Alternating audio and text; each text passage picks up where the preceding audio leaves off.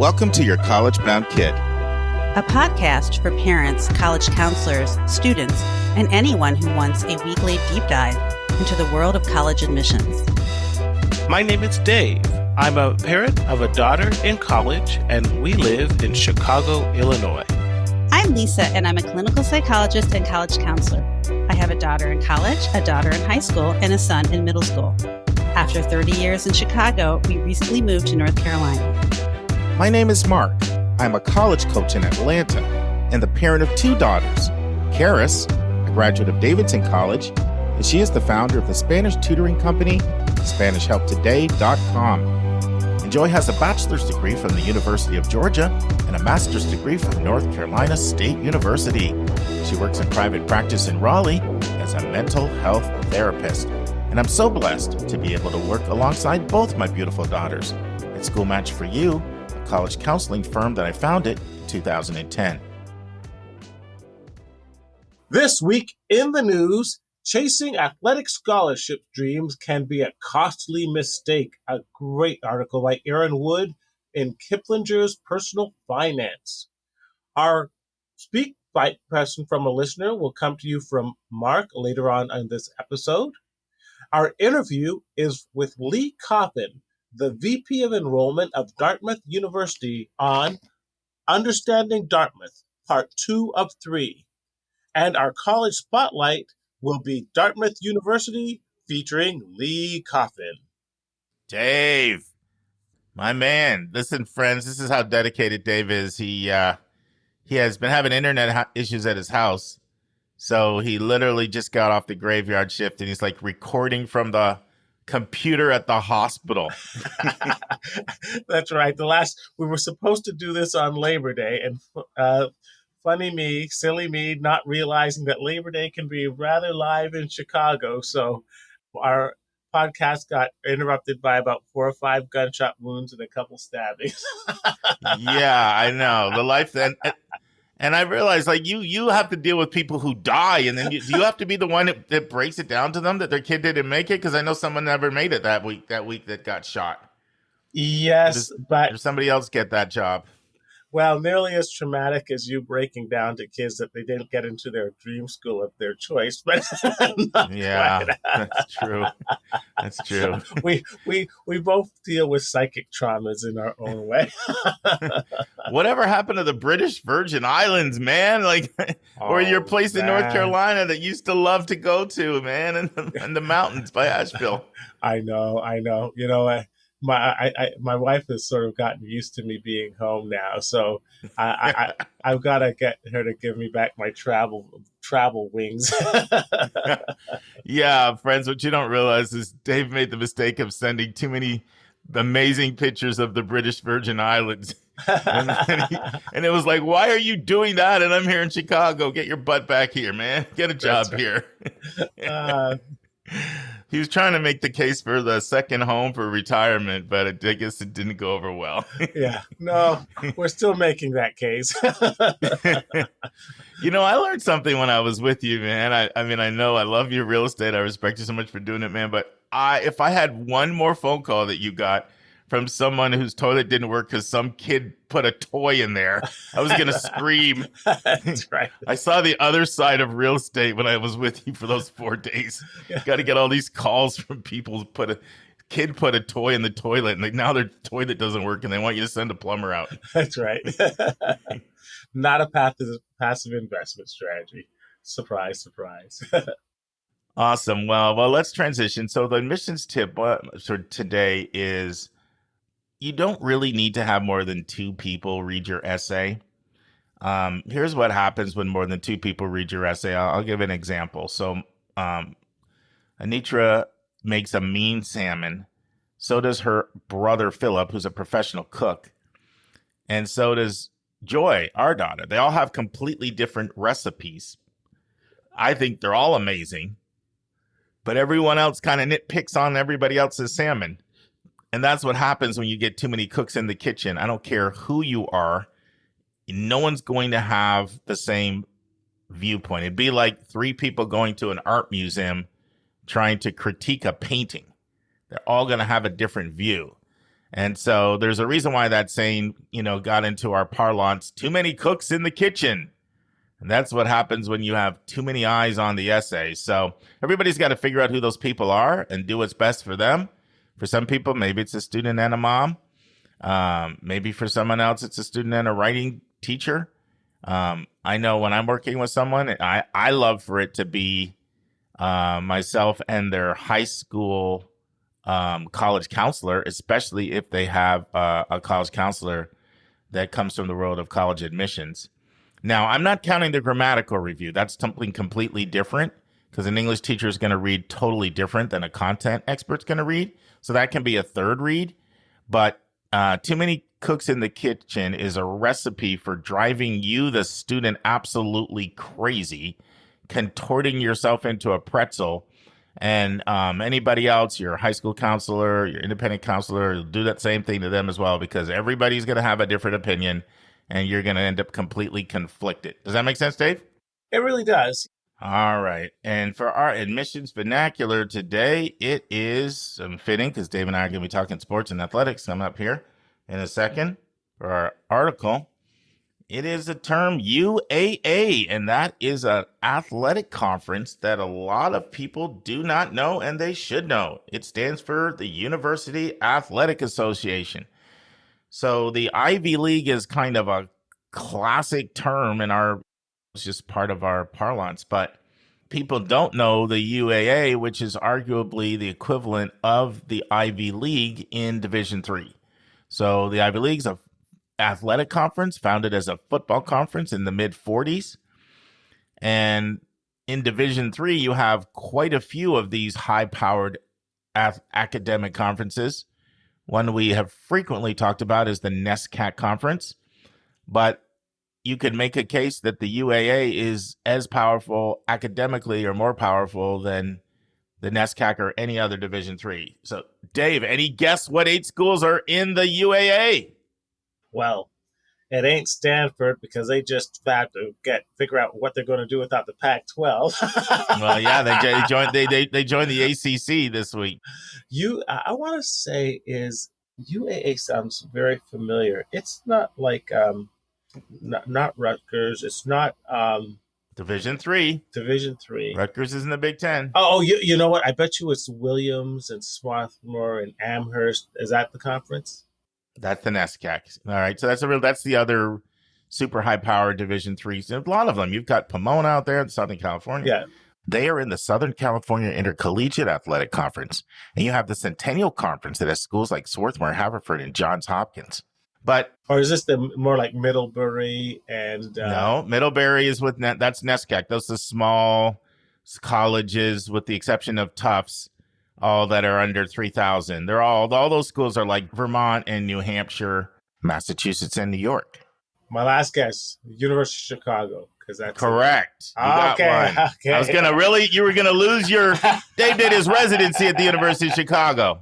That's right. All right. So you're gonna lose your street cred, man. That's right. All right. Then let me give you the schools. These are high-powered: Brandeis, Carnegie Mellon, Case Western Reserve, Emory, NYU, University of Chicago, University of Rochester, and WashU in St. Louis. All high-powered D3. The thing that's a little different about this conference is these are bigger schools. Like Brandeis is under 4,000, but the others are bigger schools, bigger than your typical Division III schools, which are usually under 3,000. When you get a 2,800 person liberal arts and science school, which some of them are, you start looking at schools like, Vassar and Wesleyan and Smith, you start pushing up around that high 2,000. But that's considered a big Division III liberal arts and science school. But these schools are bigger, the Emorys, and you're talking about 15,000 plus people when you're talking about grad and undergrad. So these are big D3, high-powered schools that have all made the decision that academics is going to be first and foremost for all sports, including football, including basketball. Just a different culture. Just a different culture. And to me, UAA should be as much of a household name as Ivy League, NESCAC, or Patriot League. Yeah. All right. So for our big number, I'm actually going to go with a small number here and put a little twist on it. And I don't want to say too much about what I'm going to say here because we're going to be doing in the news on it.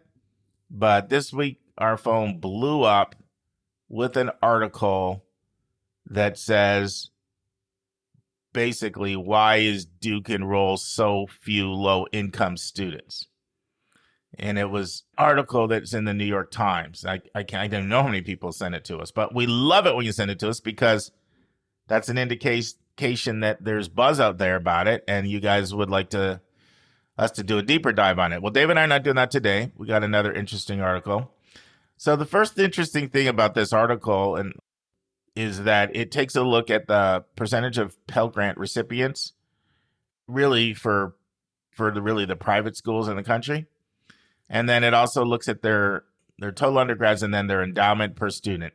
And then it looks at the net price, the average amount that somebody pays after you take away sticker price minus free money, grants and scholarships. So the interesting thing, Dave, when I first heard this, I thought, why are they singling out Duke? Yeah. A lot of schools that are really hard to get into have low Pell numbers just because of the amount of privilege it takes to get through the admission process. There's definitely some real strong exceptions because they've made it much more of a priority. But when you actually look at the numbers, yeah, Duke does not have an impressive amount of Pell recipients. No question about it. They come in at 12%. 12% when about 34% of the country, is a recipient of Pell. And just so you know, it's hard when I talk to Pell. People are like, what is Pell? Well, it can't just be an amount of income that you make because it has to take into consideration things like family size. You can't compare someone with 9 kids to somebody with 1.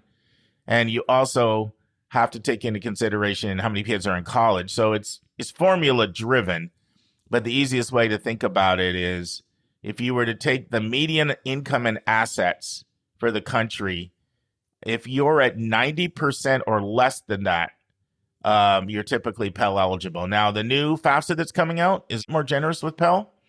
So that number is going to move up around median income and less when we roll out this new FAFSA here. But the interesting thing is when you look at this, Dave, here are the people that had single-digit Pell. Elon, 9. Santa Clara, 9. Scripps, 9. SMU, 9. Bates, 8. Fairfield, 8. Oberlin, 8. Tulane, 8. So those schools enrolled the lowest number of Pell. And so you say, well, why didn't they single them out? They want it's click, right? If you run an article on a school without as much name recognition, it doesn't get the buzz and the fanfare. That's right. I mean, Washington and Lee, 10%. Now, the reason why I single out Washington and Lee is their endowment per student is almost the same as Duke's. And here's another one. Notre Dame has a higher endowment per student than Duke, and they're also at 12.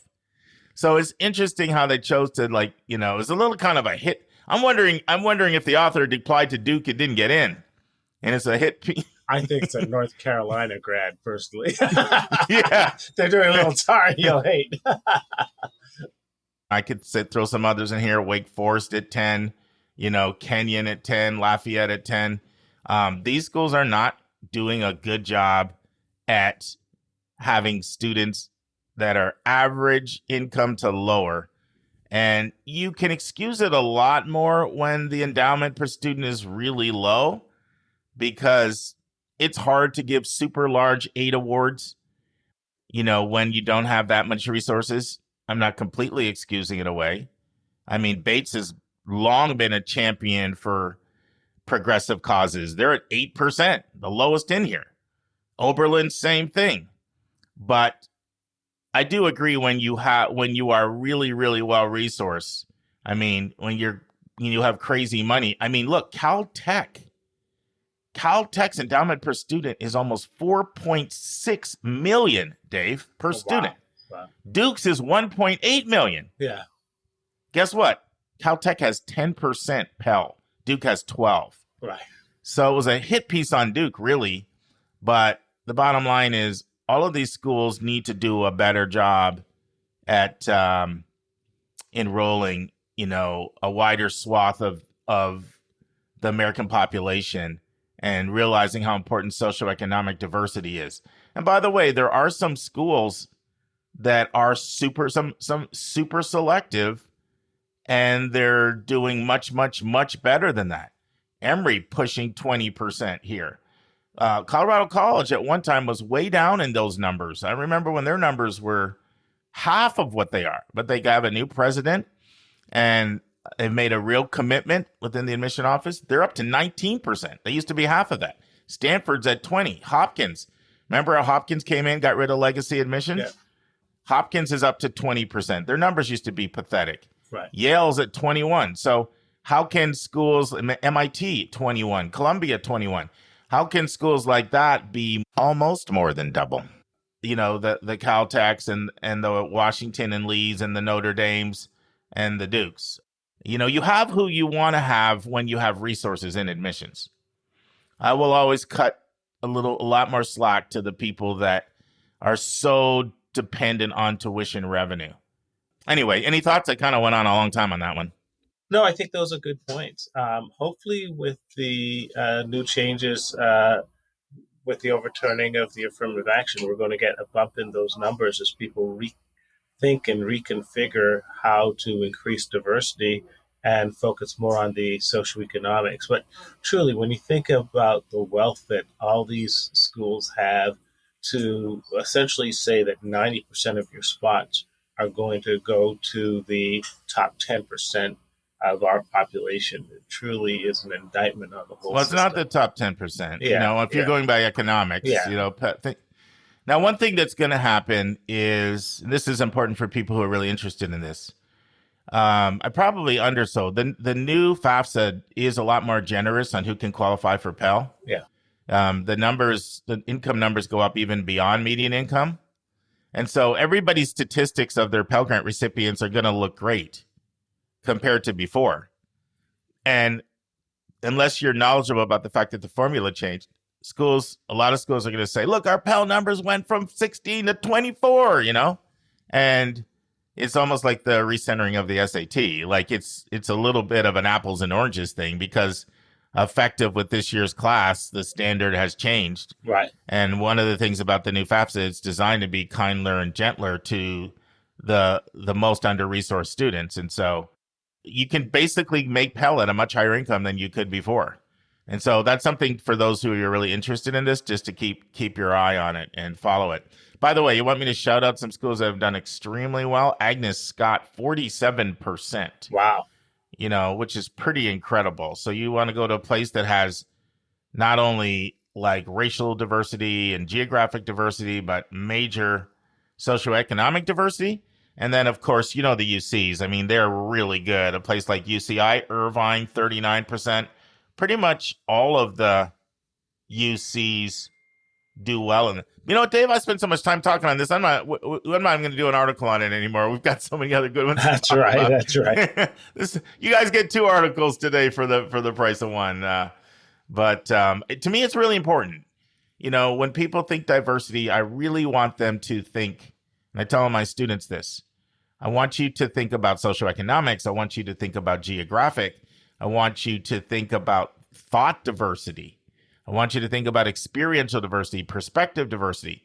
Of course, I also want you to think about, you know, racial and ethnic and religious diversity as well, and diversity in interests and majors and gender. But socioeconomic diversity, composition of the student body, am I going to be around the kind of people that I'm going to meet in society? To me, it's really important. And I encourage people to consider that. Now, it's up to each individual how much any of these factors factor in to their own thinking. But once again, I got to shout out some of these schools, man. UIUC, 26%. Pretty much all the UCs, Davis, 30%.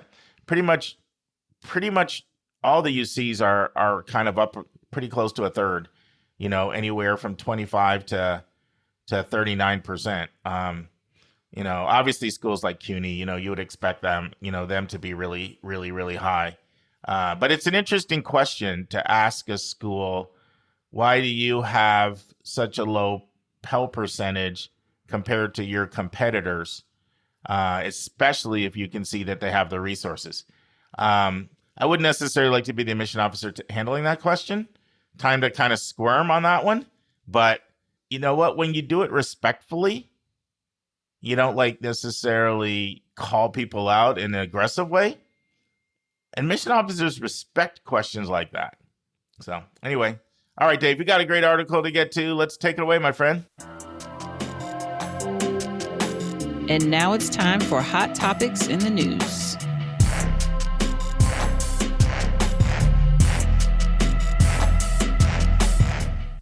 This is Chasing Athletic Scholarship Dreams Can Be a Costly Mistake by Erin Wood from Kiplinger's Personal Finance. Now, this thing goes back decades. I remember when we were in high school. Uh-oh. Getting ancient. That's right. Turn of the century. Early 80s. Around Theodore Roosevelt time. And our coaches used to tell us, I remember, it's a 1 in a million, of every high school athlete out there, only 1 in a million, quote unquote, makes it to the NFL. Well, it turns out that those odds are pretty accurate. And in fact, it got even worse. The second big revolution in our time, Mark, was the whole Tiger Woods phenomenon. When Tiger Woods came out there and people doubled down because everybody thought, oh, if I could only get my kid into golf at age 3 years old, he's going to be the next superstar. And you had golf academies opening up everywhere. And I think we're going through a third revolution now as the chance of getting into high-profile schools, percentage have just gotten so ridiculous that everybody thinks that getting their kids into sports is a pathway to success. And you see these ridiculous amounts of sums of money and time being spent in this pursuit of athletic scholarships. Well, this article, Mark, is a huge reality check. Very sobering, but I think very much needed when we see the direction that we have gone in the emphasis of high school sports. So let's dive right into it. It starts off giving two profiles of a great female athlete and a great male athlete in their high school. And it says, if these kids were to apply, out of 100 of these kids, how many will get in for a full ride athletic scholarship? And the percentage, 1 out of 100. The article goes on to say that parents spend thousands of dollars every year on travel teams, on sports recruiters, and yet these odds are just so much against them. It starts off by saying that D1 and D2 schools give out about $2.7 billion in athletic scholarships annually, but fewer than 2% of high school students are offered them. And it actually is written by a personal financial advisor who says that when you look at the big picture, parents are far better investing in things like 529 college savings plans than putting all this money in pursuing this dream of getting athletic scholarships. So let's dive into some of the hard numbers. The annual cost of a private four-year institution, tuition, room, and board in the United States is $22,690. At private colleges and universities, that cost for tuition, room, and board is $51,000. So the average student is currently coming out with almost $29,000 in student loans. That's why the national student loan debt is, get this, Mark, $1.75 trillion, which incidentally is more than the GDP of all but a select few countries in this world. Okay, so then it gets into the meat. So how much is the average athletic scholarship in Division I sports? Well, it turns out that the average athletic scholarship usually doesn't come close to covering the full cost of college. For men, the average athletic scholarship is about $14,000. And for women, the average athletic scholarship is about $15,000. And in Division II sports, it's even worse. The average athletic scholarship in Division II is about $5,500 for men and about $6,800 for women. And then it took a very high profile example. For those who don't know, Syracuse is one of the powerhouses in hockey, is it not, Mark? And Yes. in Syracuse, I mean, I always used to thought that all these Canadians going down to the United States and getting scholarships were getting full rides. But consider this: tuition, room, and board at Syracuse is $76,000. So you'd think, okay, well, you're a hockey player. You're spending, half your time playing hockey. They're not covering $40,000, that 50,000, even 20,000. The average scholarship for a Syracuse ice hockey player is only $14,270, which means you still have to come out of your pocket $60,000 to play. It'd be better if you went to an average college and had no athletic scholarship than if you went to Syracuse on a full scholarship. So that's the first big myth that explodes, that athletic scholarships magically cover most of your tuition. It does not. The second thing this article exposes is these huge recruiting services scams, which was huge to me. It talked about that, once again, there's 8 million students in high school sports, but of those 8 million students, you only have 495,000 that compete on NCAA schools. But you wouldn't know that fact if you talk to a lot of these recruiting services that are little more than scams, because they prey on parents' hopes and fears and get them to pay ungodly amounts of money for services that they could actually get for free. For example, many of these recruiting services charge to help parents fill out NCAA eligibility paperwork, when in fact, if you go online, that could be done for free. Uh, Many of these recruiting services set up false Twitter accounts, and many of them basically uh, advertise services to create false athletic profiles for the kids to fool coaches. Think Lori Loughlin and the big scandal that USC just went through. And the fact is that all these things, eligibility paperwork, reaching out to coaches, um, these things are things that parents can do for themselves, or the child can do for himself, and no recruiter is needed. Uh, and then the third big thing it talks about is don't neglect academics for sport. And it points out that you have minimum requirements the NCAA requires to play any sport, which is like a GPA of 2.3. But this is the stat that really struck out to me, Mark. The NCAA estimates that the average D1 student athlete spends 35.5 hours a week on academics and 33 hours a week on athletics. Well, folks, you add that out together, that's a 70-hour week. Mark, 70 hours. How are you going to break that down? That means your kid, if he takes no time off, is literally doing 12-hour days. And we talk about how, folks, put that in perspective. The European Union just passed many laws in the countries mandating a 32-hour work week. In fact, the UAW is about to strike because one of the things they want to do is to lower the work week from 40 hours to 32 hours. So we know that working a 40-hour week is very stressful. Working a 50-hour week is really crazy. And a 60-hour week should be reserved for those rare people chasing those high bucks at these finance firms and if they don't do it in 5 years, they burn out. Well, we're expecting our kids to spend 60 plus hours a week on athletics and on academics, and that is the average. So that's absolutely crazy. And it makes the statements once again that looking at the stats in the NBA, out of 4,181 draft eligible NCAA players, how many actually make it to the NBA draft? 52. 52 out of all 4,000.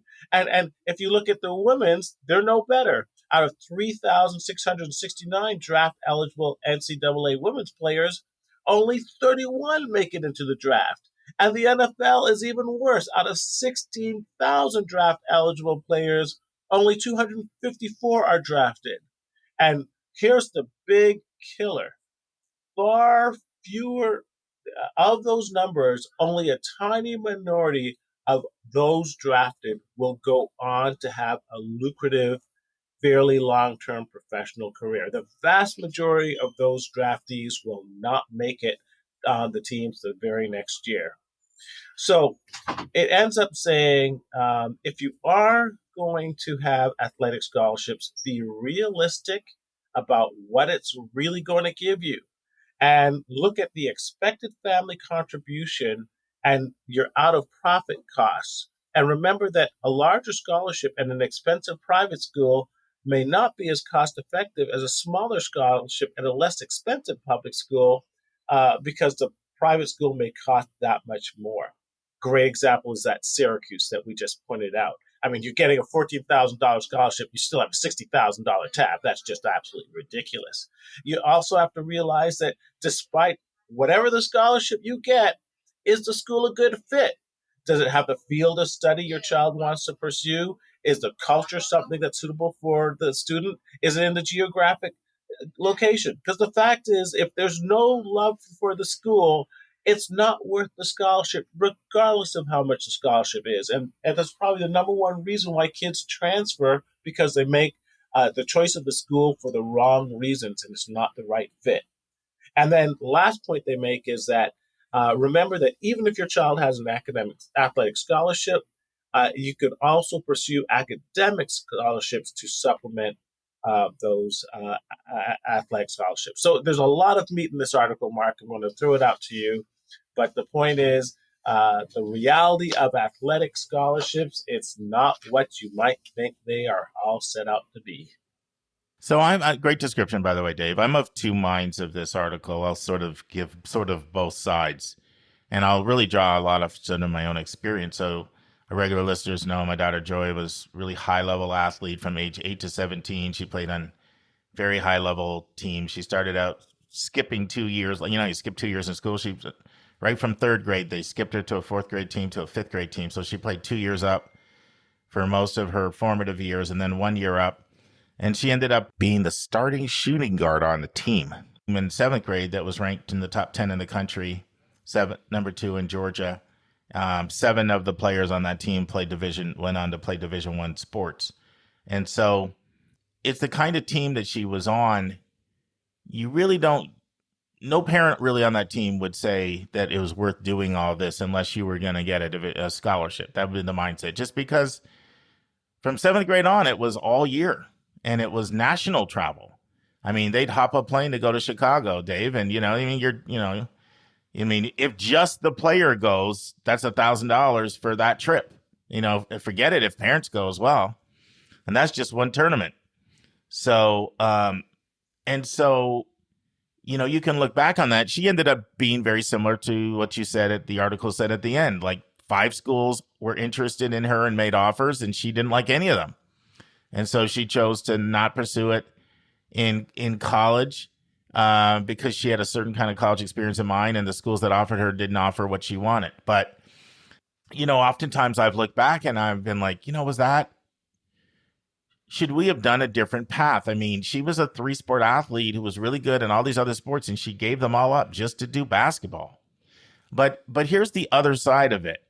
Like, I really do believe sports can teach you all kinds of lessons that are some of the best lessons in life. And Dave, I ran track at Michigan State. So grit, hard work, teamwork, mental toughness, what you learn through travel and learning how to lose graciously and goal setting, and just some of the types of people that you're exposed to, the diversity of the people you're exposed to. You have to get along with all these people, traveling all around the country. Those are valuable life lessons. And Joy looks back and she says, I absolutely loved my childhood. I wouldn't trade it for anything. And she's talking about this, this component of it.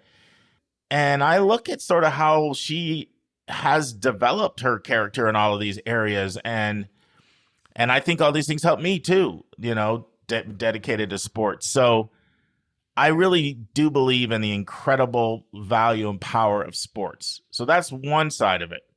The other side of it, though, is the recruiting industrial complex you talked about is real. Parents are being oversold what the likelihood of the financial benefits they're going to get from all of this by usually travel coaches, trainers, recruitment services. There's a whole complex out there. There's a complete lack of education about what you talked about, which is the percentage of people that get scholarships, and if they get one, how much money they get. And, you know, a lot of the quotes that you read, Dave, 14,000, 15, those are higher than a lot of sports. A lot of times it's 5,000 and 4,000, depending on the sport.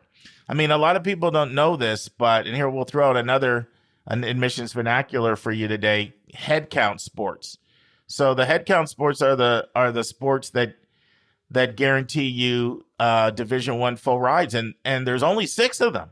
It's men's football, men's basketball, women's basketball, volleyball, gymnastics, and tennis for women. And gymnastics is small. A lot of schools don't even have it. Tennis is small.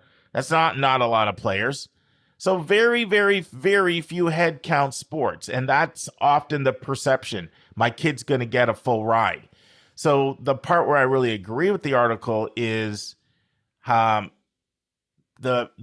gap between the reality and what parents and students are being sold. And that oftentimes just comes crashing down, and people think this is their ticket and they're going to get this full ride. And the reality is it just so rarely happens. And there is an exploitive industrial complex out there that does prey on fears and oversells. And so those are kind of the two sides I see of the equation. One is it's really hard to put a price, in my opinion, on the value of sports and what it can do for your character long term, assuming your kid loves it. If your kid doesn't love it and your parent is just driving the kid, then that's just the worst of all worlds there. But if it's like, you know, the kid loves it, boy, it can be a pretty wholesome endeavor to be involved in, with long-term character benefits and long-term educational benefits that I think are priceless. But it's that oversell, that complete myth of the likelihood of a full ride or even a scholarship, period. Certain sports, you have to be a phenom to get major money. And as I said, only 6 sports even offer full rides. Once again, men's football and basketball, women's basketball, volleyball, gymnastics, and tennis. And let me repeat, tennis teams are small, and most schools don't even offer gymnastics. Any final thoughts, Dave? Yeah, I totally agree. I mean, first of all, I think we have to divorce the two. I love sports. We grew up on sports. We play sports. Now I'm into cycling, and it's been a major part of my life. All right, Dave, let's tell the truth. Don't come on here and pound your chest about being into cycling. Tell the listeners about how all the young guys blow by you at Lake Michigan and leave you in the dust, man. And you realize you don't have it like you used to. I'm going to bust you live on the air. That is correct. But I also realize that I'm 60 years old and they're 25. You are 60 now. That's right. And the other thing is, you know, I bike on Michigan Avenue in January. when they're all right. when they're all scurrying in the cold. So I always like to say that as slow as I am in the summer, I'm the fastest guy on the lake in January. You're the fastest 60-year-old. I'll give you that. But the point being is that we should have our kids pursuing sports separate from that goal of getting a scholarship or even getting into college. If they happen to be blessed enough and good enough to get a scholarship and get into school, that's great. But it shouldn't be the goal to get a scholarship that your child plays sports. And to that end, your strategies for paying for college and getting into a college has to be independent from the sport itself. That's how we're going to bring back the love of sports. I think we've destroyed the love of sports by adding on to the pressures of the kids that unless you're going to get a scholarship or unless you're going to get used as a way to get into this high-profile college, then it's going to be a waste. What happened to just going out and having a pickup game? just for the love of hanging out and having the pickup game. That's what we have to get back to. Yeah, I think the bottom line is a few things. One, parents should be educated about the financial realities of what their probability is of getting any money. Parents and students need to have a reality check on that. And that's going to be individual. You know, there certainly are people that are talented enough. So you're going to have to individually be able to know your own kids' prospects. You should know the amount of money that you get in your kid's sport, because some of these non-revenue producing sports, you know, like cross country, don't pay big money. I'm telling you, they're not the 15,000. Track for example, what I did. Yeah. If you're the star, and especially certain things like sprinters, you know, where you can do the 1, the 2, the 4 and get on relays and get lots of points for your team. Yeah, you're more likely to get more money than a high jumper or a triple jumper like I was. But so one is parents should know the reality of the chances of their kid getting money, as well as how much money they're likely to get for their sport. Parents need to look at their budget and see if they can afford to do this travel sports, because we know, like, if you spend $15,000 a year, or 30 or 10, like, for some people that's nothing, and for somebody else that's irresponsible. But I think it's also really important that, does your kid really, really want to do it? Like, I work with a lot of student athletes, and I see the ones that are like a fish in water, and they just love their sport, and it's so much fun. And I think it's one of the most wholesome things that you can do. Like, pickup games are nice, but some people do want to pay more competitively, and they want to travel, and they love doing that. And I do think there's a place for that. I think it can be, I think it can be a fantastic experience. But it's really important that the parent student are in touch with the realities of the money, and that the student really, really wants to do this, because there is an opportunity cost. Like, you're doing this and you could be doing other things. And it's fine if you're like a fish in water and your sport is your water, then go at it. And so it's highly customizable. You can't have general advice that applies to everybody here. One of the things I saw with in basketball, Joy, and this is why at the end of the day I'm not surprised that she made the decision that she did, is that she had a fantastic time and she absolutely loved it, but she was not that kid that was going to get home and go out in our driveway and shoot the ball for 2 to 3 hours. Other people on her team did. And so at the end of the day, you know, a little burnout settled in. It was a great experience for her. But when she hit 17, she wanted to explore other things. Don't push your kid beyond what they really want to do. Like, really make sure that they're loving this, they're having a good time. And of course, it goes without being said that academics come first. Because even if you're a good athlete, depending on the level we're talking about, if we're talking Division III, which is what most people will end up playing who do play sports, you know, you're going to have that you're going to have that academic resume, or you're not going to get recruited. They're going to pass over you. So first and foremost, don't put sports before academics. So, and if I just add to that, my experience, especially with my daughter, is that I really believe it's far easier to academically advance your kid than it is athletically. The time commitment to take an extra online course in the summer, or to have your child get involved in maybe computer programming or STEM or research, is a fraction of the time that many kids spend pursuing other courses, and much less expensive. And the payoffs in terms of getting your child more competitive into college is that much greater. So I know that's not for every child, but if there's a choice between, you know, advancing your child academically or trying to push the button and get him athletically, you know, I think academics is a much better choice for many kids. And also look at yourself in terms of your DNA. If you're 6 feet and your wife is 5'3", which is my case, it's unrealistic to think that your child is going to sprout into a 6'5" basketball phenom.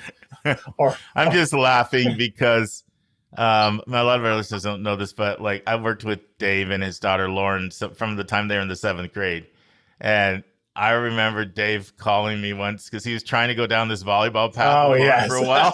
Why don't you tell our listeners about that, Dave? Well, You saw the giraffes around you? Go. around the seventh grade, my daughter said, I'd like to play volleyball. So I got her into this thing called Powerhouse Volleyball. And at the time, my daughter was 5'2.5". And I thought, okay, well, maybe she might grow up to be a libero. And by full disclosure, right now my daughter is graduating from college and she is 5'2.5". Hasn't grown an inch. But it was a disaster. She got put on the weakest team. The weakest teams were always on the better teams. I think they didn't win a game till three-quarters of the way through the season. And at the end of the day, just as they're starting to show improvement, we're sitting next to a recruiter, and we're like, what will it take to get our daughter to be considered? And he says, well, first of all, there's all these guys. We're not even looking at kids, and this is in the 8th grade, who's under 5'8". So by that time, by next year, it was like, how about you sign up for another online math class? We were all much happier for that experience. Yeah. I remember Dave calling me from, look how tall these girls are. This is ridiculous. Yeah, last anecdote. So one of the first volleyball tournaments, our kids are warming up, all doing underhand serves, and then the next team comes in, and my wife turns to me and goes, oh, we have to move. I said, why? We're on the wrong court. He says, no, this is the court. He says, no, they're on the wrong court. I says, why? Because there's no way that those kids are 13 years old. So these college level kids walking around. we were defeated from the time they set foot on the court. Well, the other thing too is, it's really easy. It's almost impossible sometimes to not be unbiased about your own kid. Oftentimes we say, as parents, we like to think our kid hung the moon academically, but it's also true athletically. But the reality is, like, if you're really a phenom, like, you're going to know by the second grade. Yes, you are. By the second grade. Even that my daughter was on this, really strong team, and obviously 7 Division I players on one team is really ridiculous. There was one player on the team, and I know because I recruited her to the team. Her name was Morgan, and she was just at a different level. Dave, in the 9th grade, she could dunk a volleyball. Wow. Girl. Yeah. She's 6 feet. She's 6 feet, and she could dunk a volleyball in the 9th grade. Yeah. And so she had the Connecticut's and the Notre Dames and the LSU's and all the powerhouse programs, Tennessee. And she went to Florida State, and she was their leading scorer, and she's playing professionally now. But like, even that my daughter's on this really high team, there's this one player that was still just at a whole different level. Yeah. And like by second grade, you'll know if your kid is a phenom. You really will. It is. And with social media, it's not going to be hidden too. I mean, that's the other thing. You'll know it. Everybody will know it. Mark, they start recruiting in the major sports, like ranking you, in the 5th or 6th grade nationally. So, yeah, I mean, I'm glad the article talked about there is a whole money-making complex out there. It's ridiculous. I'll share this story quickly, Dave. We'll wrap it up. So, Princeton has, not surprising, this won't surprise you, but they have like both incredible women's lacrosse and women's field hockey, both of them.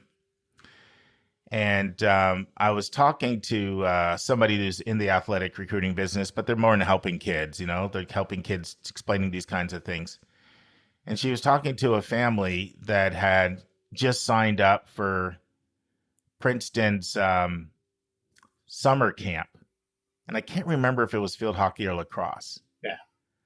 And then, this recruiting expert said, why did you sign up for that program? Don't you realize that all you're doing is funding the coach's beach house? And it was like in the Hamptons or something, because they take your money, kind of like what you said. You're not even going to be seen. You're going to be way out in the hinterlands on some field that, but because it has the name Princeton on it and camp, people sign up, and those things, we probably don't have time to go into how do you know it's a a camp you should go to versus one you shouldn't. But just be aware, because there's definitely absolutely camps that students should go to, and then when I'm working with athletes, I encourage them to go to. But there's a lot of others that are just pure money makers. You have no shot at getting an opportunity. It's not an ID camp, really. It's just a money making camp where they'll do that. Some of them do the same thing where they'll bring in the 10 or 12 athletes they're real serious about. At the same time, they bring in the extra 100 to 150 that really augment their salary, which isn't that great, but they're told, hey, you can make a chunk off the camps. Yeah. Unfortunately. And so there's a whole scam there. There's a whole scam out there with camps. They'll know you're great. You don't need to tell them. Yeah, well, I'm so tempted to get into more advice on recruiting, but let's just leave it at that, and we come back to that on another time. But thanks, Dave. Appreciate it. Thanks for sharing the volleyball story with Lauren, and we'll see you next week, man, or next month, my friend. Awesome. Looking forward to it. And now it's time for a question from one of our listeners.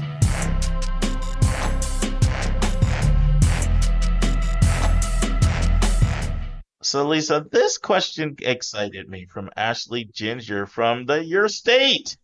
Oh, she's from Independence, Missouri. How far is that from where you grew up? I think it's a couple of hours. It's all starting. My geography was always weak. It's starting to become hazy to me now. Better than mine on Missouri. But I did. My high school boyfriend did live in Independence, Missouri before I met him, and he moved to our area. So I'm pretty sure I know where that is. Yeah. Well, I don't know if you dumped him. I don't know what that says about me. I just know that the boyfriend didn't make it. Well, you can't blame the town for that. I know. I can't blame do the that. boyfriend. That's sometime true. I'll tell you the story off the air of what happened with that guy. Okay. Yeah. I'm curious. That's like a tomorrow conversation. All right. Let's get to Ashley's question. And so, Hi, my name is Ashley Ginger. I'm a college counselor in Independence, Missouri. I have a couple questions about following up with students who have graduated. So, as a college counselor, how do you approach following up with graduated students? Do you feel these conversations are valuable? Do you think students find them valuable? And if you had a large caseload of maybe 100 plus students who've decided to go to college, would you follow up with all of them, or would you follow up with a certain number of them? And then lastly, do you have any tips or strategies for how to go about the process? Thank you. So you want to start out with this, Lisa, with any thoughts you have, and then I'll chime in? I think it's a fabulous question. You can tell that Ashley really cares about her work, and she wants to know how it's going with all of her students. But I imagine she probably has a pretty big caseload.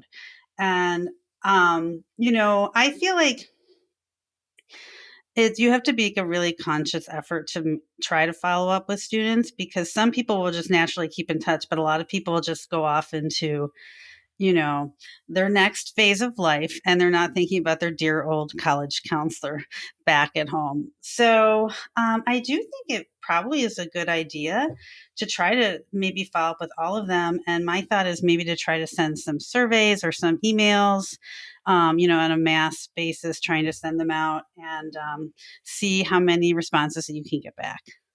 Yeah. So I feel strongly about this. I absolutely feel like it is valuable and worth doing.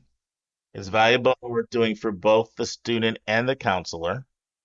As for me, I'm going to learn a lot about the college based on the experience that the student is having. Right.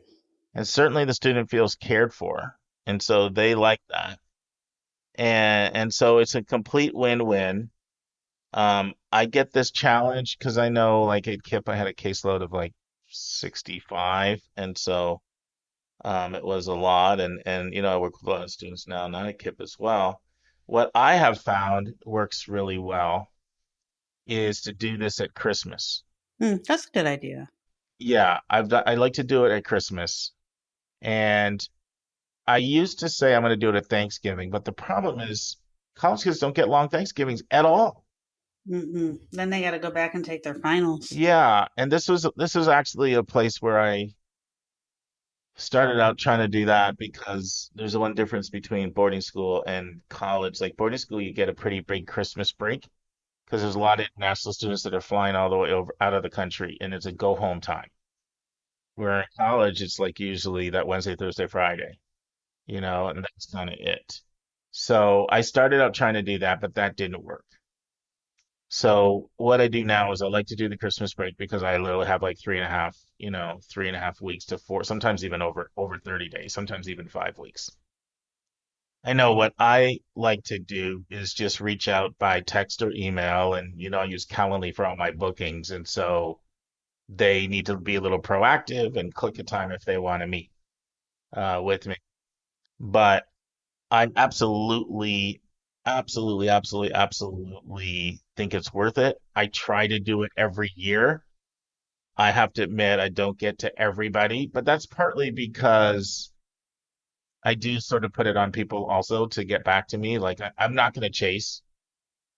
I like to put it out there by email or by text. Yeah, well, Mark, the shameless plug for College Planner Pro, I our know. college software. You can just do a broadcast this Christmas. I'll show you how to do it, and you'll get all your students in one But fell you know swoop. what? Actually, I'm going to take you up on that. So No, it's easy. it's a software that we use that Linda and Lisa know so much better than I do because I'm technologically intimidated. But No, it's mostly because, you just don't have time to really dig into it. I'm going to be generous there and okay. not say that I'm refusing to No, do I always have intention. Trust me, my intentions are great. But actually, it. that will be a lot more effective than what I've been doing, which is individual text. Most of the time, individual texting for people. Yeah. But there are some people, that just keep in touch with you anyway, automatically. And so for those ones you don't. Now, to answer another part of, the question, if I wasn't trying to reach everyone, which is generally what I try to do and leave it up to them, then I would be looking at who do I think would be my most at-risk students. Right, right. That's what I would be doing if I was only cherry picking, individuals. I would be thinking like who are my most at-risk students. Yeah, that's a great idea because I think a lot of research shows that so many times kids who don't persist in college, like if there were small reach outs and they have like, relatively easily fixable small problems at that point. And if you talk to somebody who's knowledgeable, like Ashley, I'm sure could help them find the resources that they would need to fix that small problem and allow them to continue their education. So I think that's a really great point. Yeah, I would do that. Now, the other thing I want to add to this, and I know this is like really, I know it's I don't mean to overwhelm because you're thinking I got a huge caseload of 100 already, like how, or more than that, like how you reach out to everybody. But I do want to say that there is also benefit to talking to parents too. Like there really is. You can get especially from a standpoint of like learning about a school. Like, the student is there. There's no question about that. But parents have strong views on things too, like whether they feel like they're supported, whether they feel like they're getting responses, when they reach out and what the advising is like, there. So that perspective is also a very helpful one to get. I recognize it's not realistic to reach everybody and then also talk to parents, but I did want to put it in there. Like I do find it helpful. And I don't do it all the time, but there's certain times I do it, and there's certain parents that you just keep in touch with.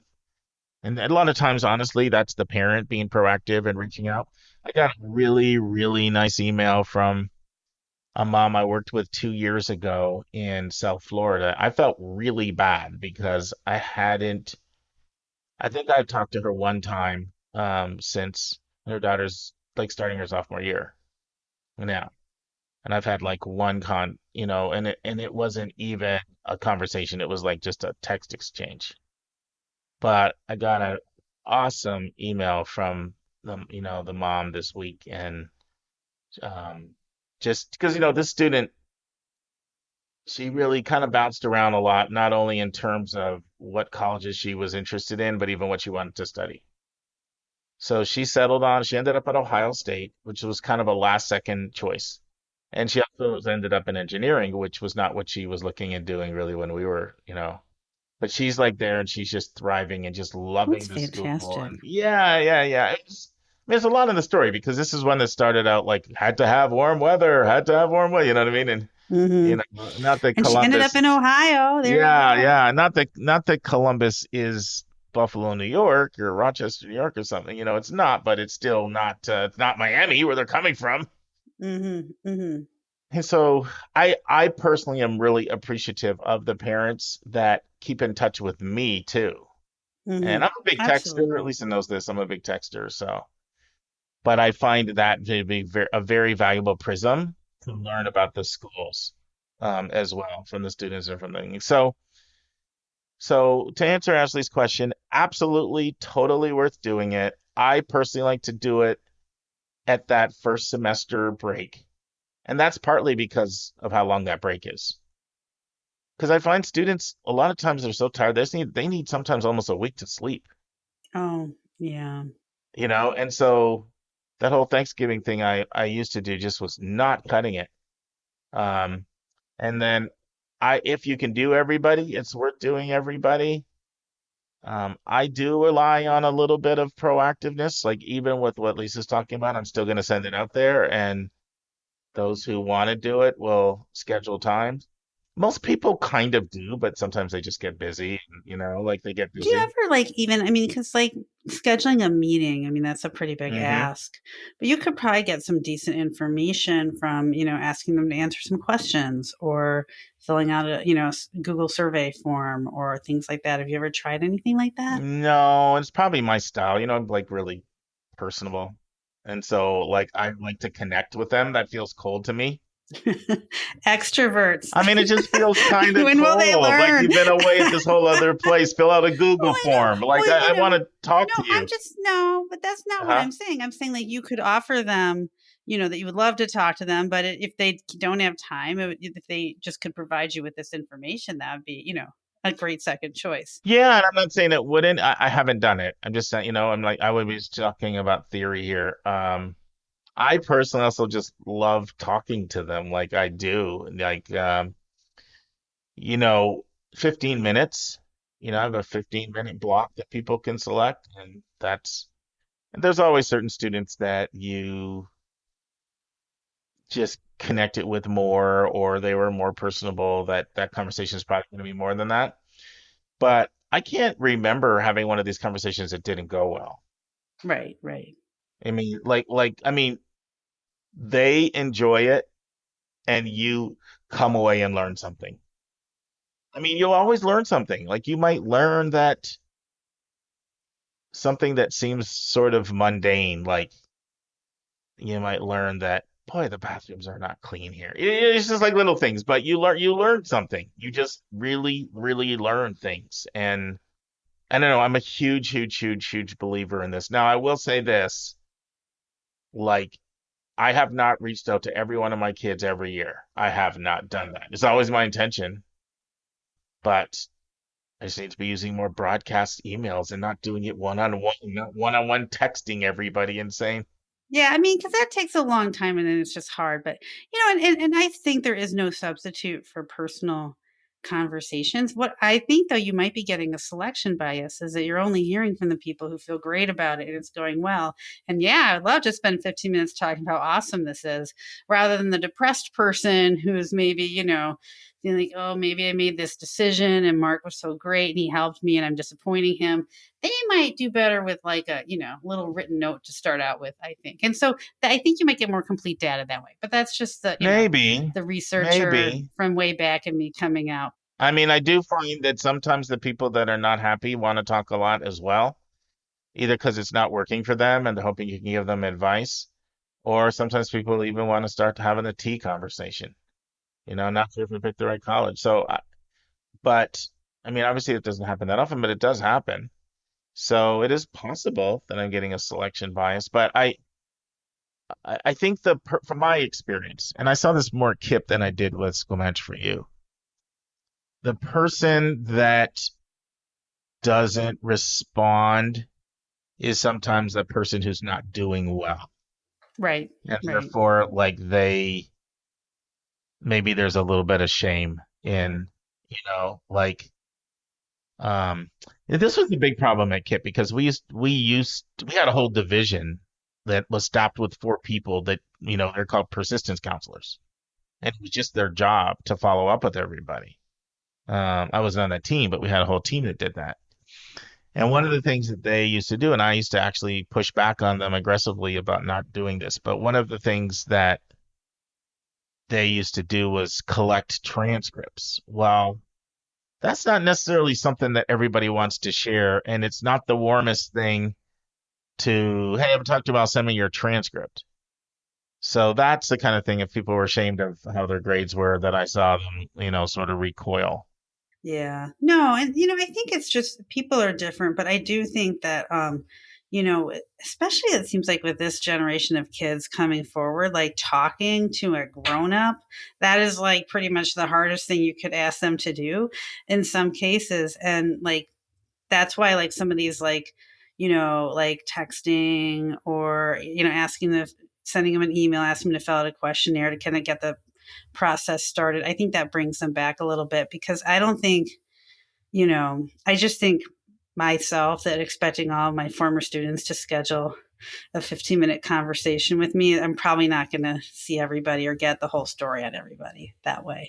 I'm actually really glad you brought that up because I think I wasn't necessarily always looking at this through the prism of a large high school where you may not have had much one-on-one time with people.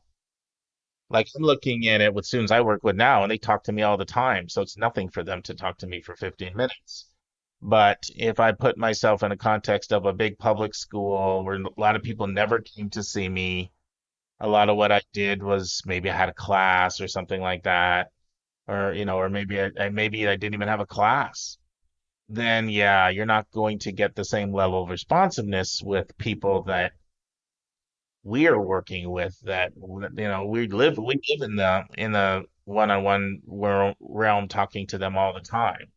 So it's a different kind of relationship if I think of what I do with individual college coaching versus like large public school mass numbers, and I didn't have a one-on-one relationship with everybody.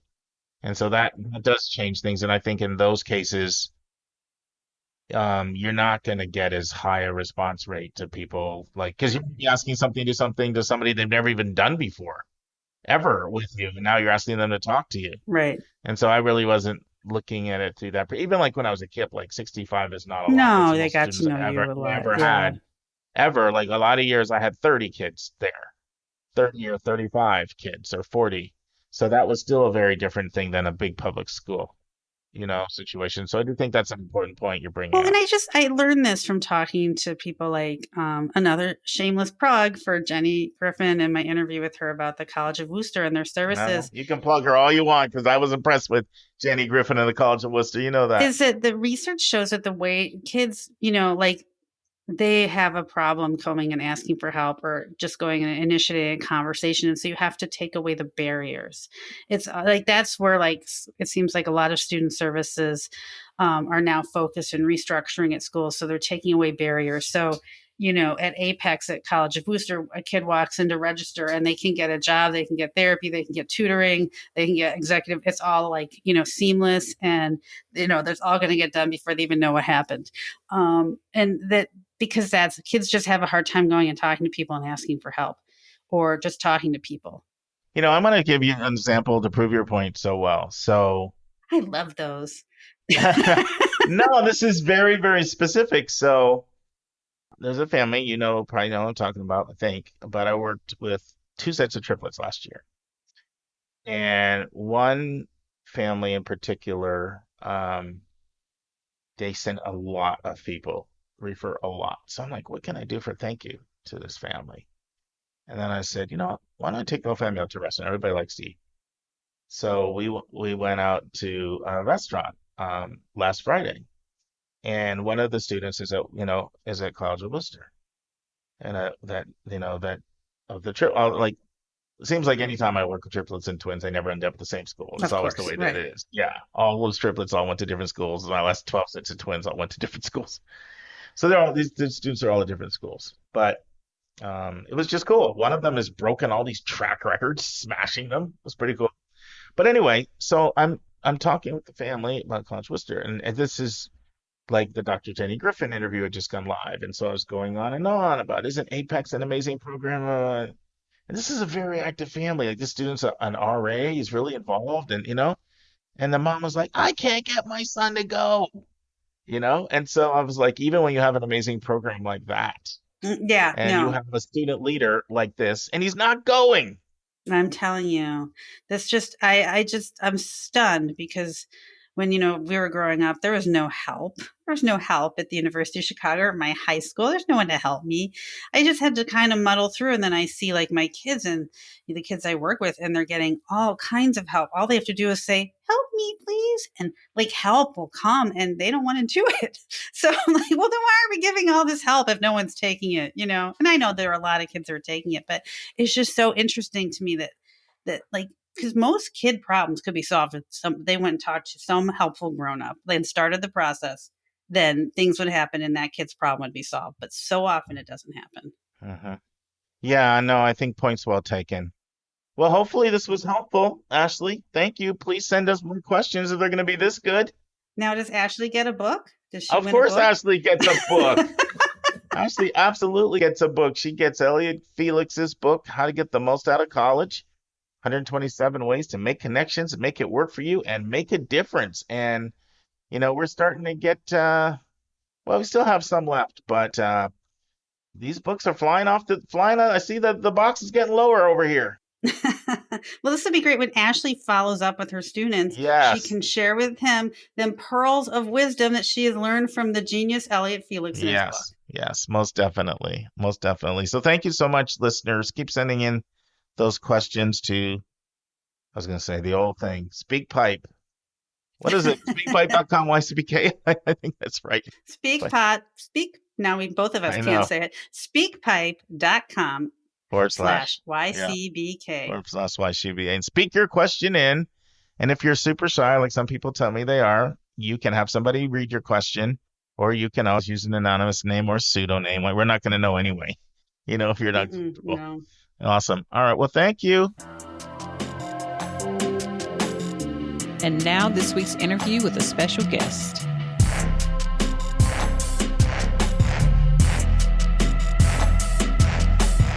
Friends, you've reached the final part of what's a 4-part series with Julia Esquivel and me interviewing Lee Coffin, the Vice Provost of Enrollment at Dartmouth College.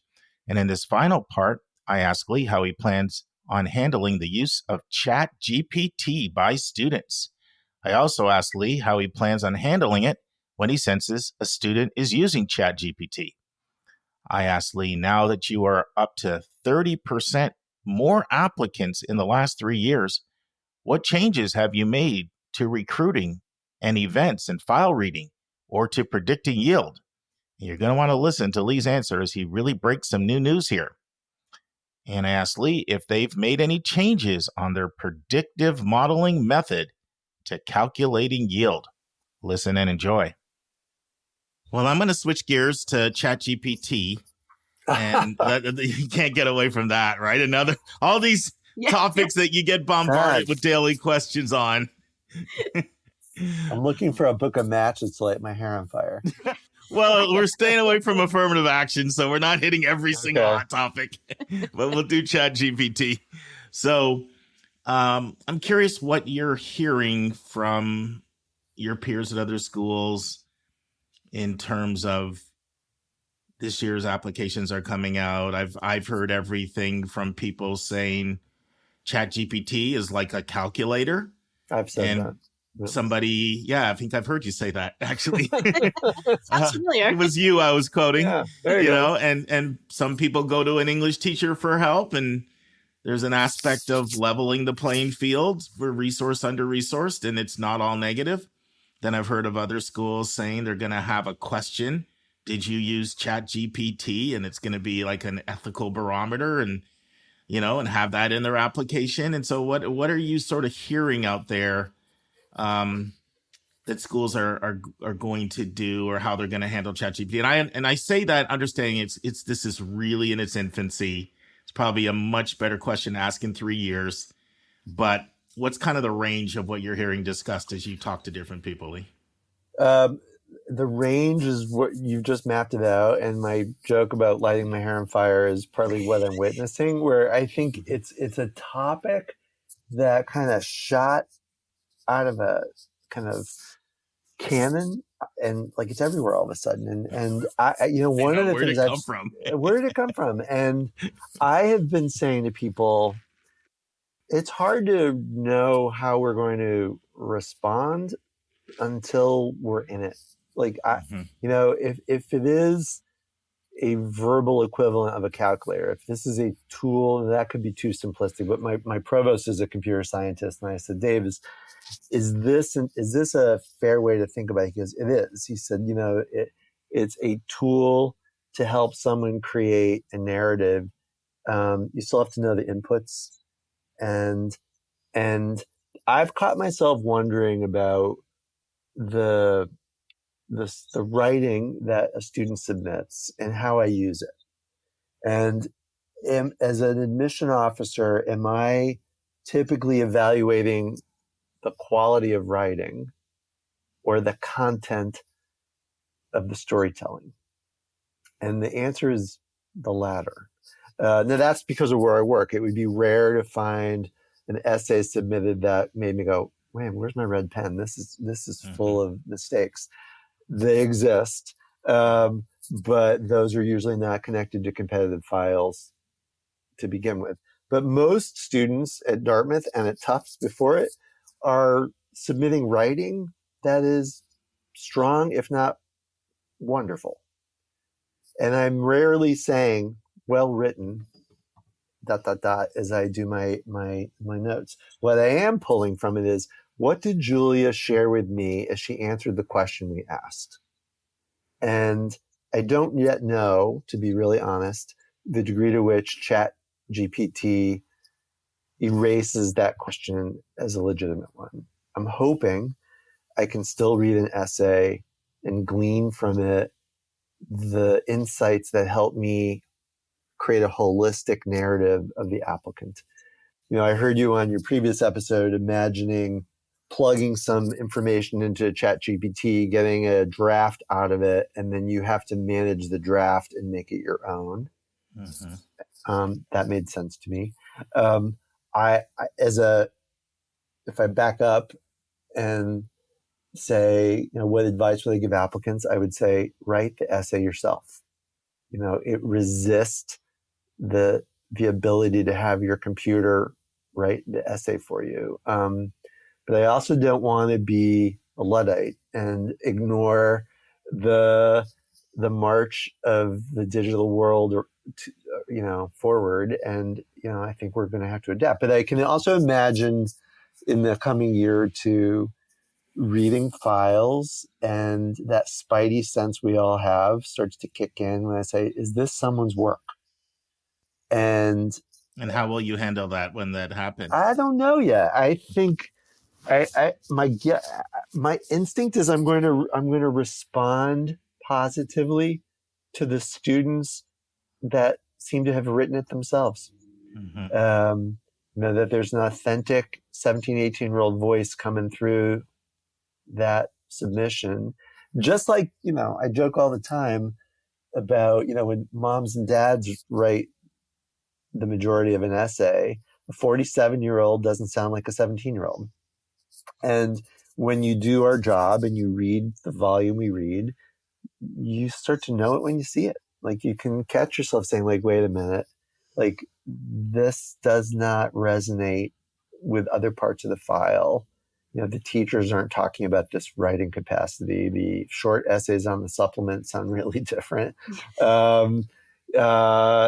And you start to do a little head scratch. And other people submit files where cover to cover, there's an authentic vibe that moves you through it. And I think that will remain true. And I think people who overuse ChatGPT, here's my worry. I think there's enough students who wait until the week before the deadline to fill out their applications and they're hurrying and they find the supplements and they say, oh, damn, like there's a lot more. And because right now we read those and you can tell, like, oh, it got submitted on December 29th and this supplement feels rushed. Or the answer to our why Dartmouth question sounds like they went to the website and copied and pasted it. It's just a little too mechanical. That's not a helpful submission. Thank you.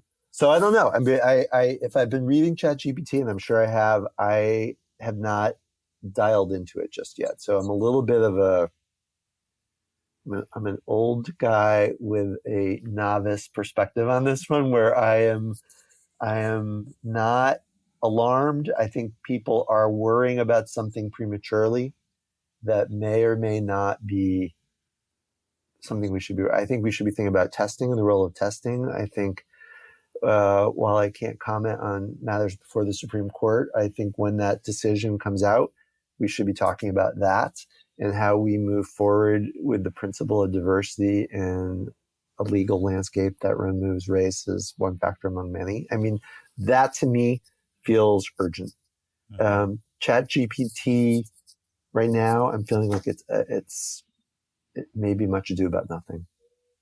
Well, one thing you said that I find interesting, because I'm hearing very different perspectives on, you sort of articulated the view of those of us who read essays all the time. I think we'll be able to discern when it's not the student's work. And I'm hearing some other very seasoned admissions people say, I've read some ChatGPT stuff that you can't tell. And so time will tell, right? Well, it's too early probably to be having this discussion. It's too early. And I think if we generally feel like that is not the spirit of the writing prompt, we should tell students to avoid it. But you both work in schools. Does everybody listen to everything you tell them to do? No.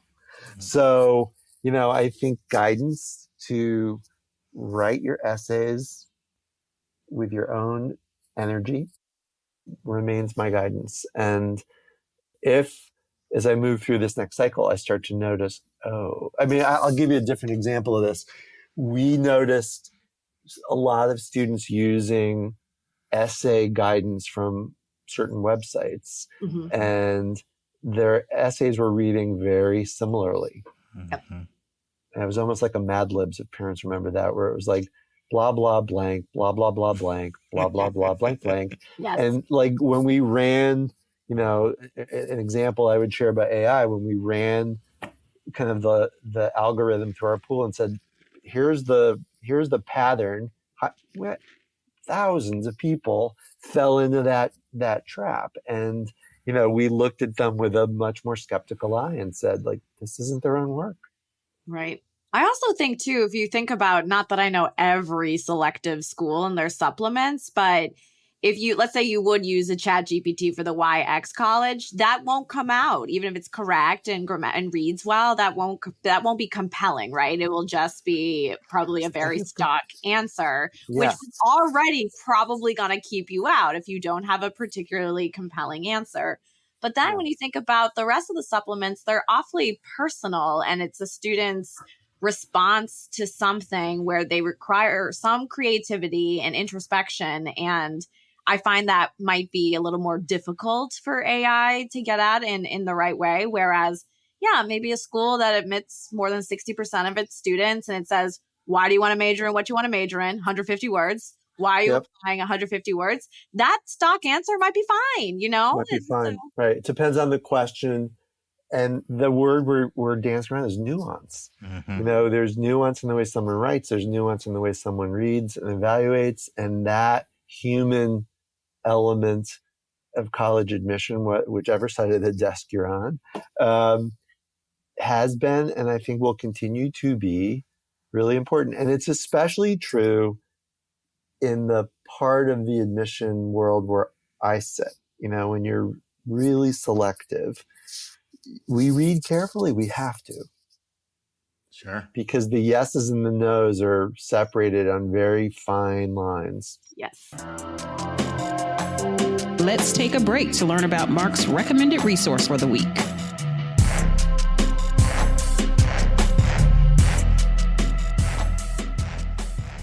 Friends, the recommended resource for episode 361 is an article to be found on publicuniversityhonors.com. We go to publicuniversityhonors.com, which we featured before. There's a link that says choosing an honors program, 20 questions to ask. Now, just today, literally at 1:15, I did a session with a mom in Massachusetts. She asked me all about honors programs and honors colleges. I just did a session now, 3:30, with a student in New Jersey, and she asked me all about honors colleges and honors programs. I said, all right, it's time to bring this to you guys. So I love this article because it just answers some of the most frequently asked questions that you might have about honors colleges. And so, you can just go in and you can read. I'll just give you an example. Request actual average enrollment statistics. These can vary greatly from the minimums. So what are the actual average enrollment student statistics? Determine the size of the honors program. They can range from 140 to 9,000, and there's a lot more detail about that. I'm not going to read it all to you, but you just go to publicuniversityhonors.com. You'll see links to a number of great articles on honors programs and honors colleges. It's well worth checking it out. We'll now return to Julie and I interviewing Lee Coffin from Dartmouth College. So last question, Lee, in this section. Okay. You're like a lot of schools that's had this surge in applications over the last few years, and it looks like that's here to stay because we've now had multiple years of, sort of increased apps. Not everybody's like that, but we're seeing that with selective independent private schools and flagship schools versus more regional publics and community colleges and some less selective private schools. I know that has to present challenges. You weren't expecting to be up 30% of applications. And so what changes have you had to make in any aspect of your process, whether it's events, whether it's predicting yield, whether it's file reading? I'll kind of let you take it where you want to go, but you can't do 30% more work the exact same way. Yeah. I was going to say it was all of those things you were speculating about. I mean, we, for your listeners, we, in the first year of the pandemic, so the 2020, 2021 cycle, we went up 33%, as did most of our peers. And then we held that volume for a second year, and then we went up another 2% last year. So we're up, we have 30 applicants for every seat in the class at this point, which is staggering volume. And I would say just quickly, I think it's prompted by a couple of things. One is a couple of things that are byproducts of the pandemic, and one that's an opportunity. I think test optional juiced a lot of our pools in ways that I don't think any of us anticipated. I think the early part of the pandemic also invited a high degree of worry because people were not able to visit campuses. Everything was on Zoom. And my sense then was the lack of the traditional admission process prompted people to apply to more places. And then I think on the positive side, the colleges had to invent new strategies of recruitment, and we've perpetuated those digital strategies, and it's helped us reach more students in more interesting places. And I think that's kind of an opportunity that the pandemic presented that we've continued. And I think all of that led to the volume question. So one of the things you're right. I mean, the volume went up, the size of the class stayed constant, the number of days on the calendar between the deadline and release stayed constant, and the number of admission officers actually went down because a lot of people said, well, I don't want to do this anymore. So, we've had to think, I've had to think creatively about what's the workflow? How do you go from 29,000 down to this year we admitted 1,798 people.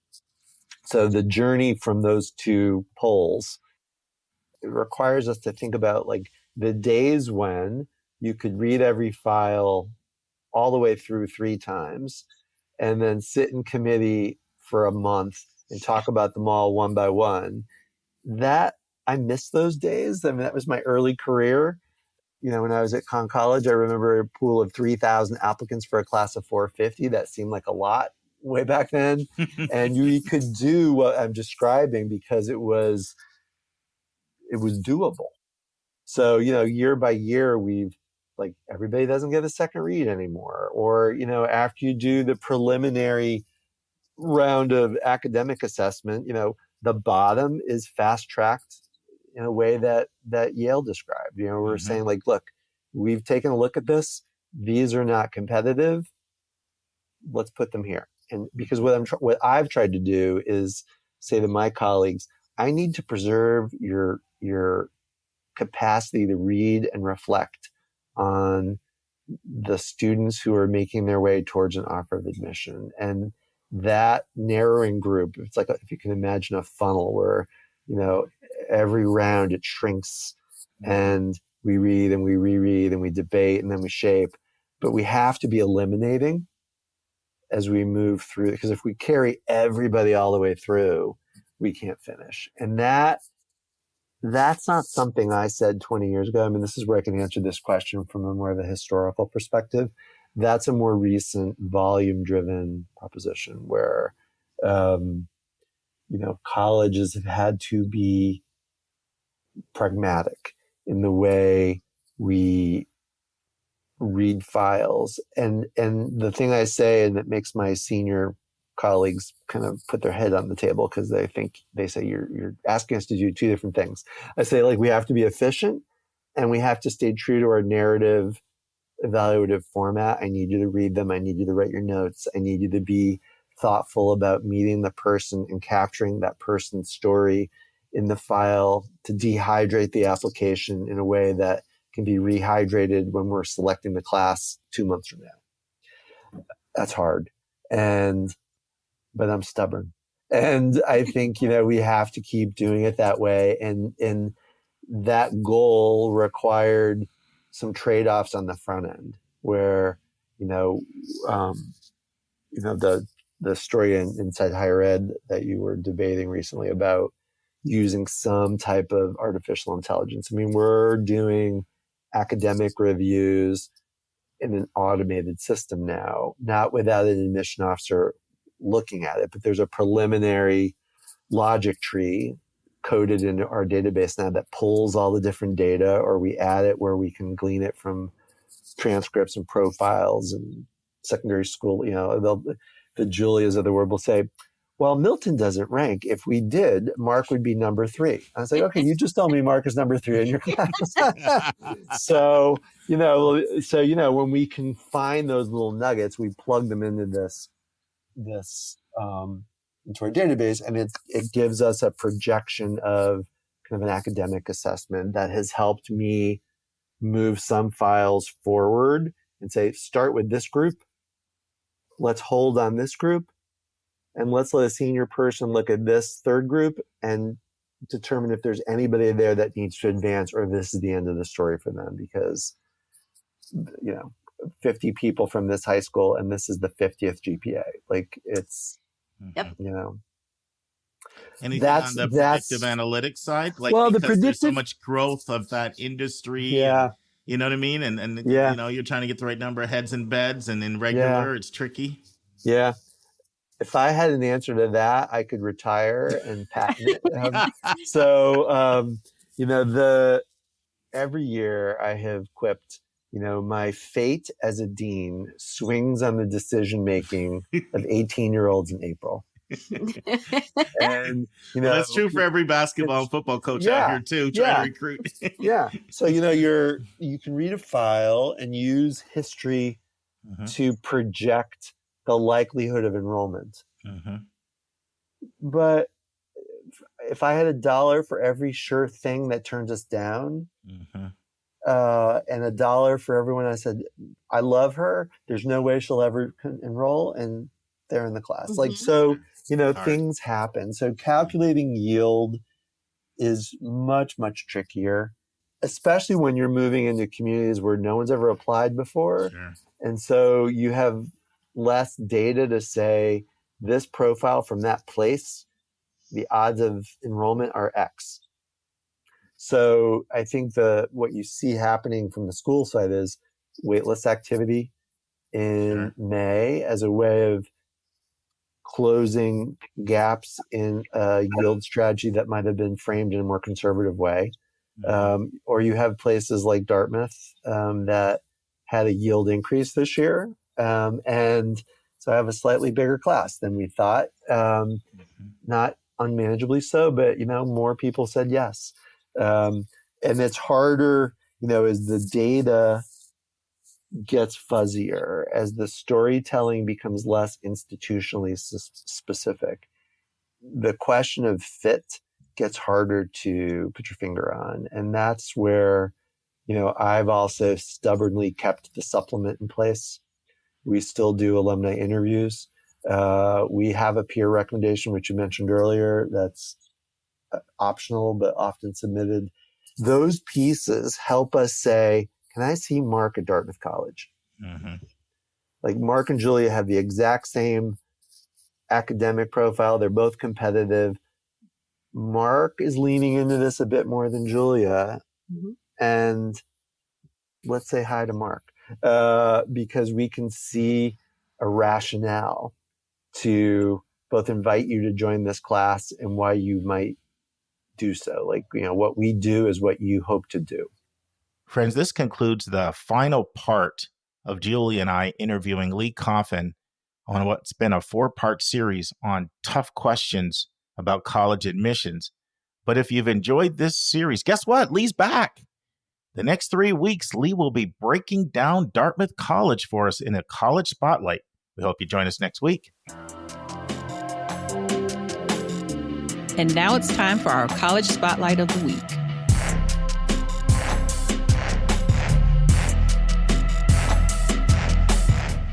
Good morning, friends. I'm here with Kevin Newton, who's no stranger to our podcast. What's this, probably your 6th or 7th or 8th appearance, Kevin? I try not to count when I'm with friends. There you go. I love that answer. So Kevin's our expert on international admissions, and we're going to talk about going to law school in a foreign country. So why don't you say whatever you want to say, Kevin, and then my inquisitive mind, I'll pepper you with questions. I'm looking forward to it. So this is a conversation that's near and dear to my heart. Mark, as we've talked about before, one of the reasons we're in Dallas right now is my wife is a third-year law student at SMU. She we'll call it her second anniversary of turning 29, so I don't get and decided that she wanted to go to law school. And my initial reaction was, hey, I know a guy who can help you get in overseas. And she said, I'm sorry, I just love barbecue and college football too much for that. True American. And, it's something that, we talk a lot about, the importance of fit. So again, it's not the right thing for everyone. Yeah, that's so true. So, the fact of the matter is, though, if you've got a child who definitely wants to go to law school, it's worth looking at. You can be a practicing lawyer by the time that their high school classmates are out of college, which could save them a lot of time, get their career started earlier, and could save you some money and a considerable amount of aggravation along the way. So, like I said, I'm a huge nerd. For those of you who've listened before, I'm a major nerd. So this is going to go into some legal history a little bit, but there are two big kind of Western legal philosophies. There's common law, which is what we use here in the US and what England uses, Australia uses. Anywhere that's pretty much flown a British flag, except for Quebec, Louisiana, and Scotland, uses common law. The rest of the world tends to use civil law, which is derived from the Romans, and it gets really interesting. And we're not going to get into that. So the general rule of thumb is, if you want to practice in the US, you need to have a common law degree. So, and even then, it goes on a state-by-state basis. Some states are really permissive if you just have the 3-year LLB, which is the standard bachelor's in law that you can get from the UK or Ireland, or a few other places. New York, especially, is very willing to allow someone with just an LLB to test in. In about half of other jurisdictions, you're going to want to get an LLM on top of it, which is a 1-year American law degree. A lot of law schools offer this, and it's really useful not only from the being able to take the bar exam, to be admitted to take the bar, but also from the perspective of networking. If you need to find a job here in the US, I can tell you from, I guess, adjacent personal experience, those summers are really useful for finding things like clerkships or internships or what have you. So, and even if you're looking at practicing in a state that doesn't recognize a foreign law degree, like say Virginia, you're not completely out of luck, because a lot of American law schools think that an undergraduate law degree is just really cool. So a number of Ivy League level, they're the top 14 law schools, have said in a number of publications that they love to see a law degree from a place in the UK or somewhere else. It shows them that students actually understand the law, as opposed to history or political science or psychology or whatever else they did for undergrad. And some law schools even offer advanced standing for law students. So Northwestern and Wake Forest, for example, have an accelerated 2-year JD program where if you have a law degree from anywhere outside the US, you can apply for advanced standing. So again, there are a ton of options. If you want to practice law overseas, we can certainly talk about that and what those career tracks look like. But definitely, if you're looking at your child's looking at becoming a lawyer, I think that it's worth taking a good, strong look at, even if they want to come back and do a JD here in the US. The career opportunities and the chance to go ahead and study things like property law or contracts or torts that 60% of are still based in English law, which is going to be the same if you study it in England or Wales or Ireland or Canada or wherever. There's some real advantages there. Question for you. Is an LLM respected the same way a U.S. law degree is? Or is it more of a 2-tier system, or people are like, what the heck is this? 1 year, how could it be, comparable to what someone gets with 3 years at a U.S. law school? So I was recently talking to a dean at a law school that, by sheer geography, I'm pretty sure you all can figure out who or where I'm talking about. And he made the joke that if that basic LLB is good enough for a Supreme Court justice, and he joked that there had been a Supreme Court justice in the past, then it would be good enough for any employer. And again, with something that can be, and I want to underline that can be, as prestige driven as law. I mean, it's a world of difference graduating from Yale or Stanford or Harvard than it is from graduating from someplace that isn't Yale or Stanford or Harvard. It does let you kind of float outside the pack.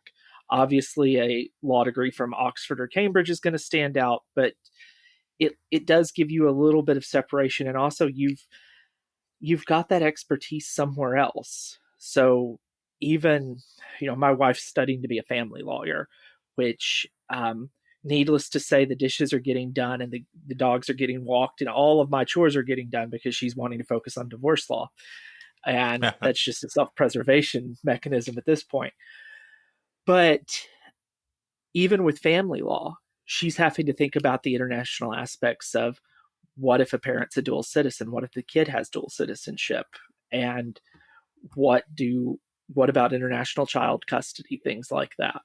That global perspective is more important now than ever in the field of law.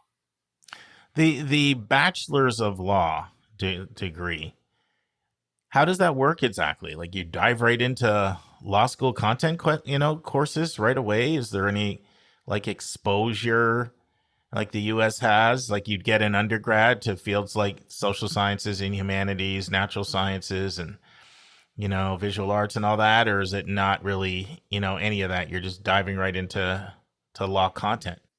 most of the time you're diving right in, and there is that opportunity to take a course or two in something else. But what we've seen, and I think we've talked about this before, is in the UK especially, they're figuring out that maybe confining people to one field of study is not the best idea. So that means that now you've got a situation where you can study law and political science, or law and English literature. And to it's something you have to be on the lookout for, because in the UK it's called a qualifying law degree, to make sure you have enough credits in the applicable courses to go on and be either a barrister or solicitor. In the UK has a split system where, and I am oversimplifying incredibly here, litigators are barristers, solicitors do transactional work.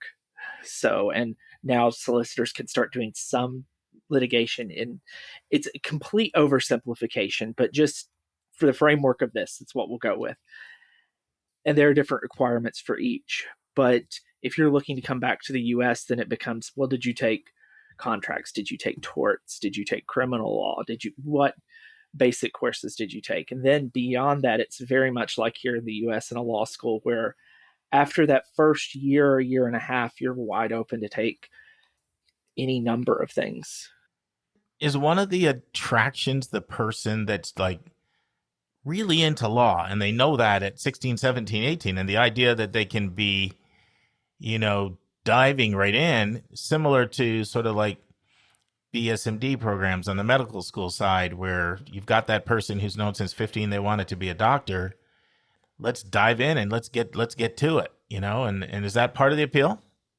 I think that's a huge chunk of the appeal, just because you get to get your hands dirty with this thing that here in the US you're told that, outside of maybe taking like a constitutional law class in political science, or taking a criminal law class in criminology or something like that, you're told you have to wait.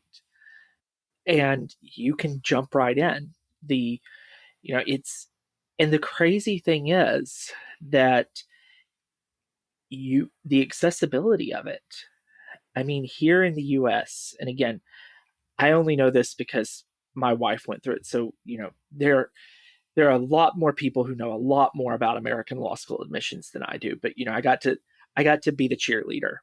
Nothing wrong with that.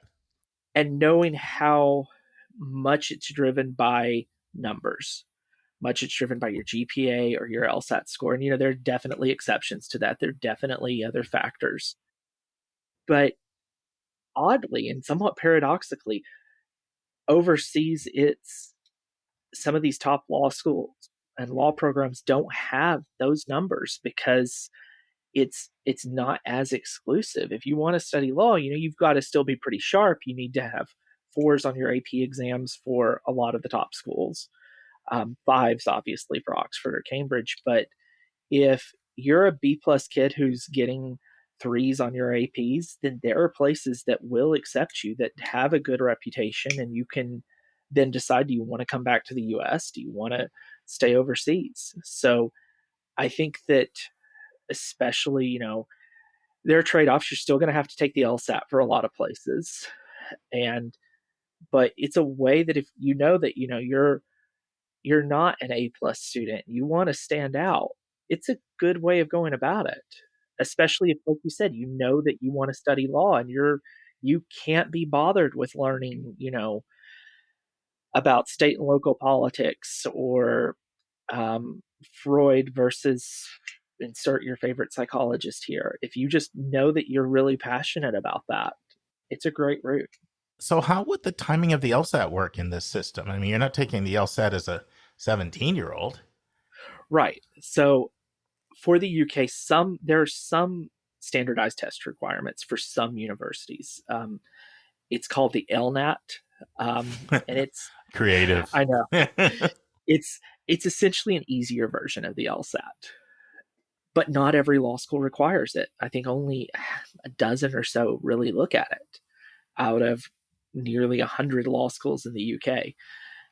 So if you wanted to come back to the US, then of course you're going to have to take the LSAT at some point, probably during your 3rd or 4th year, depending on which track you go. But if you're if you're looking at practicing overseas, then, or if you're looking at, say, working for a big international firm that has offices in New York and London, for example, you can get I'm not an expert in this part because I haven't done it, but I have friends from grad school who have been admitted to practice. Admitted to the bar is a different thing in the UK, in London, and then been seconded to their firm's offices in New York and can practice in New York. And eventually, after a while, they're admitted to the bar in New York, or they're admitted to the bar pretty quickly because of New York's weird rules. And there are a number of ways to come back to the US. There are very few disadvantages to at least looking overseas for law school. Again, the big caveat is make sure you're looking at the common law tradition. If you want to do civil law, and this is where some people get in trouble because they look at places like the Netherlands where tuition's really cheap. And we love cheap tuition, and there's nothing wrong with the Netherlands. They have a great product there, educationally speaking, but it's not in the common law tradition. Friends, this completes the first half. We hope you'll join us next week for the final part. On Monday, Mark will continue his series on how to write a compelling YS essay. And our interview will be Lisa interviewing Dr. Eric Newell from East Carolina University on the importance of student engagement. And friends, remember, it's not where you go. It's not where you go. It's not where you go, but it's what you do when you get there, and it's what you do when you get out of there. See you on Monday, friends. Take care, everybody. And that's our show. A big thank you to you, our listeners, for tuning in this week. If you find this podcast helpful, please follow us, and you'll get every single episode as soon as it is released. If you're interested, there are a few ways you can really support our podcast. You can click the share button and send it to your friends and acquaintances. You can help us pay our staff and our expenses by donating on our website. You can write a review for us on Apple or Spotify. I'm the producer of the podcast, but we have a fantastic team of 15. Shout out to our co-host, Dr. Lisa Ruff, Dr. David Williams, Linda Depker, Susan Tree, Vince Garcia, and Julia Esquivel. And to our substitute co-host, Sylvia Borgo. Our sensational sound engineer is Nemanja Motvich. Our amazing music is from Victor Allen Weeks. Marketing designs are from Kimberly Blass. Lily Parikh manages our Instagram. Our image editor is Talha Khan. Joyce Ducker does our website episode updates. And our webmaster is Stalianos Dimitriou. And if you want to have a coaching session with Lisa, Linda, or me, just text me at 404-664-4340. If you have a question you want us to answer, or if you have a recommended resource or article you think we should discuss, just send it to questions@yourcollegeboundkid.com. Our favorite method is for you to record your own voice at speakpipe.com/YCBK. By the way, check out our website, where you'll find lots of content that is not on any podcast app. Our website is yourcollegeboundkid.com. If you want to learn about other hot admissions topics, follow us on Twitter at YCBK Podcasts. We think of you as our listening family, and we look forward to meeting again with you every single Monday and Thursday.